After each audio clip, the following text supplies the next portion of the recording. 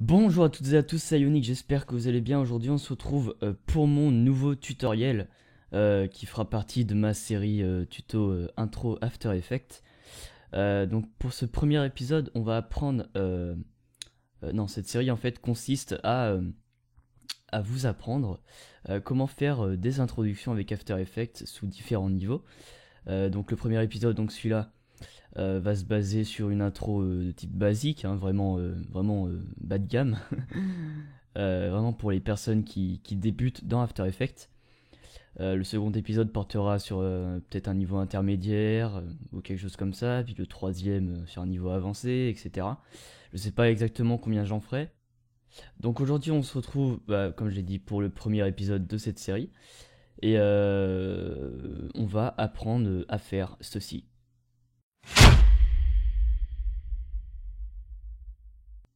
Voilà, donc avant de commencer, vous aurez besoin de plusieurs choses. J'ai eu un petit tremblement de la voix là. Vous aurez besoin donc de deux plugins, donc du premier élément 3D, du deuxième optical flare. Vous aurez besoin des bandes horizontales du cinéma, moi j'appelle comme ça, c'est les petites bandes noires que vous voyez autour ici. Donc elles sont pas mises naturellement, hein, c'est moi qui les ai faites et tout ça. Il y a une taille à respecter, une hauteur à respecter et tout ça. Vous n'aurez pas à vous casser la tête à faire les calques et à les mettre, puisque je vous ai fait. euh, donc, euh, mince. Je vais vous montrer vite fait. Hop. Je vous ai fait directement les bordures. On va mettre un truc blanc. Là. Hop, et si je mets les bordures par-dessus, hop, voilà. Je vous ai fait directement les bordures, comme ça vous n'aurez pas à les faire. Je vous les mettrai dans la description, je vous mettrai le petit pack dans la description. Donc je vous mettrai trois liens.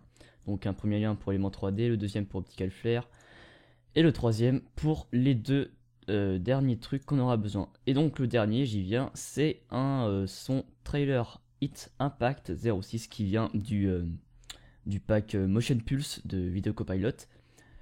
Euh, je crois que c'est tout. Je vous mettrai les deux dans un pack, dans un point rare. Optical Flare dans un point rare et mon 3D dans un point rare. Les trois points rares séparés. Parce que j'ai pas envie de vous faire télécharger un seul et même pack qui pèsera des tonnes et des tonnes si vous voulez qu'une seule chose précise. Donc on peut commencer directement le tutoriel. Donc ça on en a plus besoin. Hop là. Donc on va aller dans composition, nouvelle composition. Et là on va faire HDTV pardon, 1080 29.97. Bon ça c'est le truc de base normalement. On va se mettre en 1920 par 1080 pixels. On va se mettre à 29,97 images par seconde. Quoi qu'on peut monter à 30, hein, histoire que... Ouais, on va mettre à 30, hein, c'est plus, c'est plus précis. Et la durée ici, on va la changer. On va mettre quelque chose comme euh, peut-être 15 secondes, histoire d'avoir un peu de marge pour pas, mais pas trop. Ok, donc là on a notre composition où est-ce qu'il n'y a rien dedans, ou est-ce qu'elle est juste prédéfinie. Premièrement, on va créer un calque. Donc calque créer solide de couleur noire, s'il vous plaît. Hop là. Et à ce calque, on va appliquer l'effet... Oula, pardon. Élément. Donc élément 3D. Là, si on entre dans le plugin, vous voyez qu'on n'a pas de texte, qu'on n'a rien, et qu'on a juste des formes dans la chute à droite. Mais nous, ce qu'on veut, c'est notre texte. Alors pour faire ceci, on va d'abord créer un texte en sélectionnant l'outil texte ici. Hop, on va se mettre en majuscule et je vais marquer élément moi. Ou vous pouvez marquer votre pseudo. Hop, on va tout sélectionner. Moi je mets la police CGOE UI, comme vous voulez. Et donc ça ne servira à rien que je sélectionne tout puisqu'on ne va rien modifier sur ce texte. Donc maintenant on va aller sur notre calque. on va cliquer sur Custom Layer, donc on va dérouler Custom Layer et Custom Text Unmask. Et là dans Path Layer 1, on va dérouler et sélectionner élément. Donc là en fait on a sélectionné notre calque texte élément pour associer à notre effet élément 3D. C'est un peu chaud à comprendre. Là maintenant on va cliquer sur Scene Setup, donc pour entrer dans le plugin élément. Donc là on n'a toujours pas notre texte. Pour ce faire on va cliquer sur Extrude et là, pouf, magie. On a notre texte en 3D qui apparaît. Donc là vous voyez c'est tout moche, il n'y a qu'un seul, il n'y a qu'un seul bevel ou une seule copie ou ce que vous voulez. Il n'y a qu'une seule couche et on voit qu'elle est moche. Elle est trop grosse, elle est trop arrondie. Voilà, j'ai trop zoomé. Hop, donc c'est clic gauche pour changer la rotation comme ça.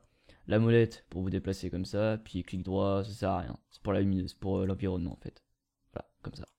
Voilà, ça sert à rien. Donc là, on va changer le bevel numéro 1. Donc extrude. De base, vous, je sais pas, il est à combien? Parce que moi, en fait, j'avais modifié des trucs juste avant. De base, il est pas à 0. C'est un peu logique. Je crois qu'il est à 50, à 0,50. Bon, bref, on va le laisser à 0,50. On va cliquer sur Bevel Backside ici. Hop, donc vous voyez, il a créé un miroir en fait entre l'avant et l'arrière. Parce que si on l'avait pas sélectionné, hop, c'était tout plat derrière, tout taillé vraiment net. Donc en backside level, bevel backside, pardon, ça permet de faire un truc un peu plus smooth, je sais pas comment le dire. Bref, un truc un peu plus esthétique. Voilà. Dans bevel size, ici, le troisième, on va descendre un tout petit peu. Histoire de laisser un peu d'arrondi, mais que ce soit pas trop énorme non plus. On va peut-être l'augmenter un peu. Voilà. 0, pas 0, non. 0.12. Ah, s'il te plaît. Voilà. Logiciel qui m'aime pas trop aujourd'hui. 0.12. Je pense que ça m'a l'air pas mal. Hop là. Ensuite, on va aller dans Preset ici. Donc ici, on voit qu'il y a plein de textures. Donc le pack Pro Shader, c'est un pack additionnel. Hein. Mais on va pas, vous n'aurez pas besoin de celui-là. On va utiliser les textures de base pour ce tutoriel. Donc on va aller chercher la texture White Shiny. Hop là. Et ici on va modifier quelques trucs dans les paramètres de cette texture. Donc Diffuse Color, moi j'ai envie de le mettre en noir. Hop, donc on va le mettre en noir. Hop, ça on touche à rien, enfin ça change rien si on y touche quoi. Specular Color, il y a des trucs je me rappelle pas du tout ça sert à quoi. Bon on va pas y toucher vu qu'il n'y a rien qui change. Réflexion, on va le mettre en gris, un peu au-dessus de la moitié. Hop là. Réfraction, encore une fois je me répète, il y a des trucs je sais plus du tout à quoi ils servent. Et je crois que c'est bon. Je crois qu'on va rester comme ça. Ouais. Hop là, donc on va juste augmenter un peu la réflexion. Quoique non, on va les baisser un peu. Et l'éclaircir un petit peu. Voilà. Je pense que comme ça, c'est pas mal. Hop là. Donc là, on a notre élément, notre texte élément en 3D. Et nous, ce qu'on voudrait, c'est pouvoir le faire bouger, faire une animation avec. Alors dans un premier temps, on va cacher le texte qui fait tâche ici. Donc à côté des calques, tout à gauche, il y a un petit œil. C'est pour cacher le calque ou le rendre visible sans le supprimer. Donc ça c'est vraiment pas mal comme outil. Donc là on veut modifier l'emplacement de notre calque. On veut le faire tourner, le faire avancer, faire aller de droite à gauche et tout. Donc il y a plusieurs solutions. Bon, la première c'est aller dans calque, créer caméra. Donc on va créer une caméra pour notre calque 3D. Donc ouais, on va tout laisser de base. J'ai pas envie de m'embêter avec ça. Parce que de toute façon, c'est des paramètres qui servent presque à rien, quoi. Donc là, vous voyez que le curseur il change. J'appuie sur la touche C, donc c'est pour changer. Par exemple, si c'est avec la petite spirale en flèche, comme ça, c'est pour changer la rotation de notre texte en 3D. Je retouche encore une fois sur C, c'est pour changer l'emplacement, enfin ouais, l'emplacement quoi. Et encore une fois, si c'est une flèche de haut en bas, c'est pour changer le zoom. Donc nous, on va zoomer, hop là, et on va revenir sur l'outil rotation et se mettre comme ceci. Voilà. Voilà. Maintenant, on va... je sais pas s'il est bien droit. Normalement, ouais, il est droit. Voilà. Maintenant, on va aller chercher... on va faire un... oh là là, je perds mes mots. On va créer un nouveau calque. Donc, solide. Noir encore. Et à ce solide-là, on va appliquer l'effet Optical Flare. Hop, Optical Flare. Voilà. Donc là, on a notre petit flare qui apparaît. On va cliquer sur Option ici dans l'effet. Et là, on a une page qui s'ouvre, une fenêtre, avec tout plein de petits trucs de lumière, de bidule qu'on comprend rien dès le début quand on commence. Mais bon, c'est pas grave. Donc là, on va se diriger dans Preset Browser. Dans Pro Preset 2, je crois que c'est ça. Et voilà, c'est celui-là. Et on va sélectionner le Artifractal. Oula. Donc le deuxième. Hop là. Il se peut que vous ne l'ayez pas. C'est pour ça que je vous mets le plugin avec les packs dans la description. Ensuite, on va retourner dans Lens Object, dans Custom. Et là, on va aller sélectionner on va aller ajouter quelques trucs à notre flare. Donc par exemple un Cool Lens Orbs pour faire un petit peu de particules énormes. On va ajouter aussi, alors faut juste que je le retrouve. Il est où? C'est pas ça.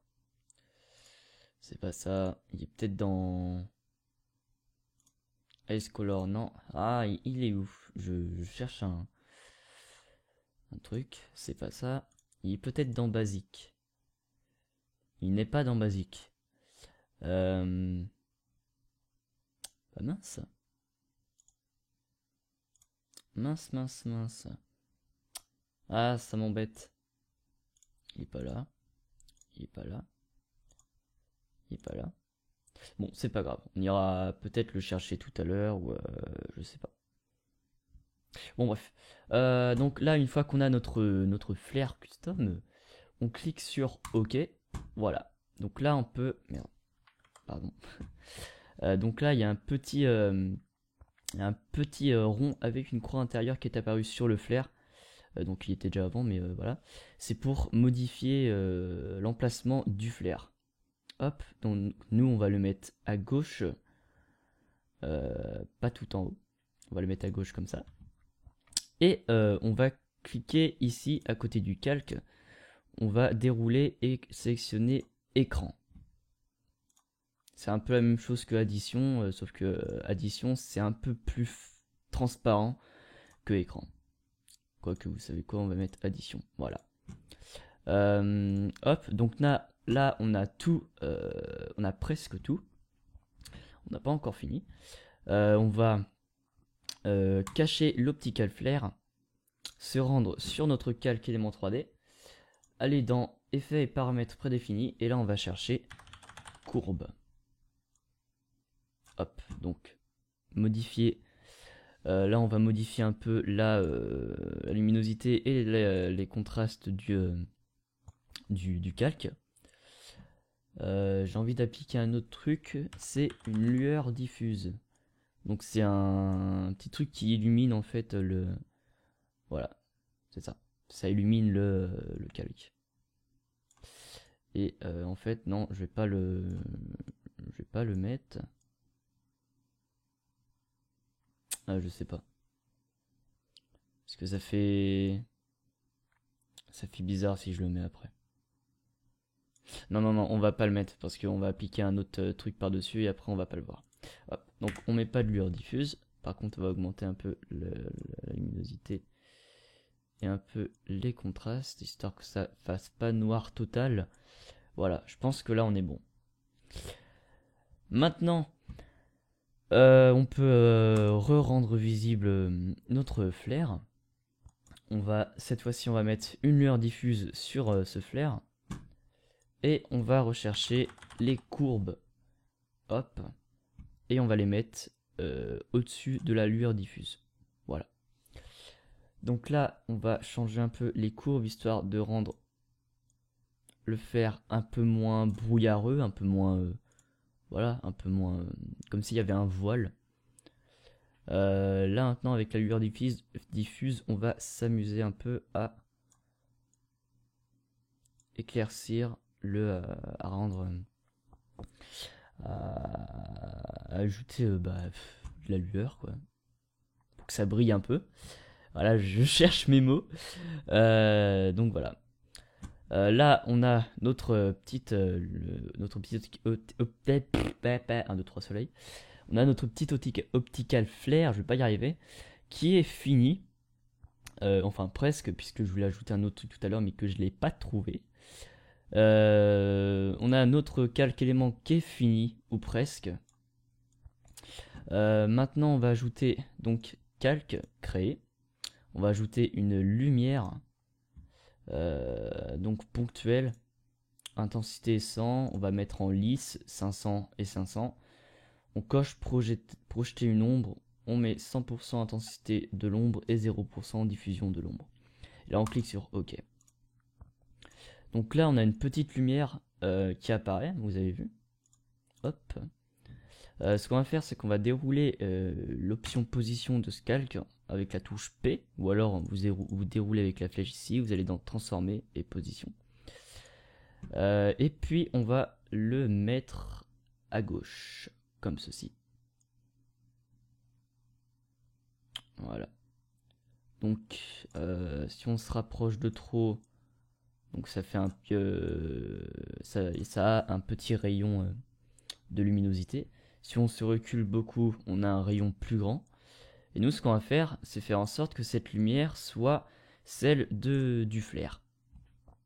Donc en fait, on va créer un mouvement de cette lumière en même temps que le flair, pour faire en sorte que le flair en fait soit une lumière qui soit projetée sur le calque élément 3D. Hop, donc là la lumière elle est blanche, nous on a un optical flare qui est bleu. Donc sur la lumière, sur notre calque lumière, on va double-cliquer sur A, histoire qu'il y a ces petits paramètres qui apparaissent. Et là dans couleur, on va la changer et on va chercher un bleu à peu près comme ça peut-être, ou un peu plus comme ça. Je pense que comme ça devrait le faire. On peut changer l'intensité aussi, on peut mettre un truc de malade ou un truc pas trop fort non plus. Bon, moi je vais rester à 100. Quoique je vais peut-être passer à 120. Voilà. 120 ça me paraît bien. Et donc maintenant on va créer quelques animations.